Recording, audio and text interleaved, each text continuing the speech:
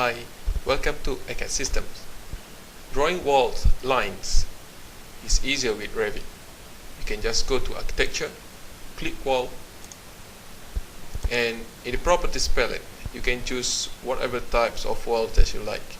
We have few options which can be modified. Let's say we choose generic 8-inch masonry, and we'll make sure the height is set to roof level, and we will start draw from the first grid line, creating the exterior boundary of the house.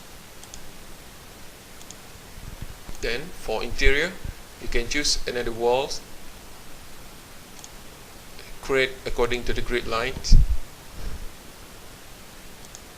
and you can also set the length of the walls by typing the value.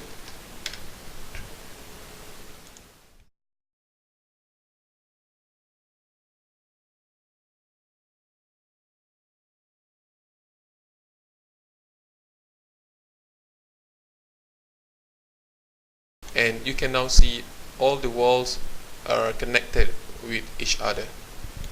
If you like our video, please subscribe our channel. Thank you for watching.